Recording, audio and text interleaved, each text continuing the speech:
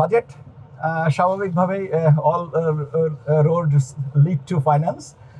বাজেটের ব্যাপারে সবাই কথা বলেছেন, প্রচারণার সাথে বাজেটের ব্যাপারটা আছে। তো সবাই সবার স্বক্ষেত্র থেকে বাজেট নিয়ে আমাদেরকে জানাবেন। তবে আমরা বলেছি যে বাজেটের ব্যাপারে সাশ্রয়ী হতে, যে যেন বেশি খরচ না হয়, কিন্তু প্রয়োজনীয় খরচটুকু হবে যেন সাশ্রয়ী দৃষ্টিভঙ্গি থেকে এই জিনিসটা তৈরি করা হয়।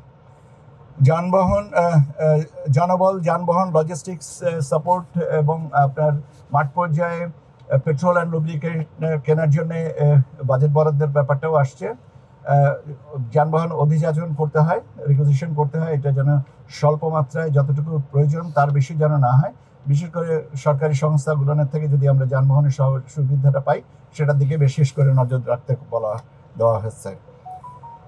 শান্তি শৃঙ্খলা নিশ্চিতের জন্য স্থানীয় প্রশাসন এবং এক্সিকিউটিভ ম্যাজিস্ট্রেট নিয়োগের ব্যাপারে জনপ্রশাসন সচিব ছিলেন এখানে, সিনিয়র সচিব ছিলেন, এবং মন্ত্রিপরিষদ সচিব এবং আপনার স্বরাষ্ট্র সচিব সবাই আর কি যেটার দিকে বলেছেন যে আমাদের দেখেছে যে তফসিল ঘোষণার পর থেকে যখন এক্সিকিউটিভ ম্যাজিস্ট্রেটরা কাজ করা শুরু করেন তখন তাদের সংখ্যা কম থাকে এবং তাদের মুভমেন্টের জন্য কিছু অসুবিধা হয়।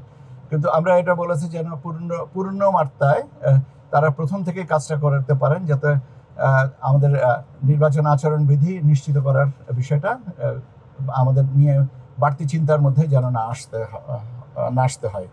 এবং যে প্রয়োজনীয় পরিমাণ জুডিশিয়াল ম্যাজিস্ট্রেট যারা, তাদেরকেও জুডিশিয়াল সার্ভিসেস যে কমিটি করা হয়, আইন মন্ত্রণালয় থেকে বলা হচ্ছে যে আমরা যে অনুরোধটা করব সেটা তারা ওইভাবেই তাদের কমিটি করে দিবেন, বা কমিটির জন্য আমাদের পর্যাপ্ত লোক দিবেন, আমরা এখান থেকে করে নেব।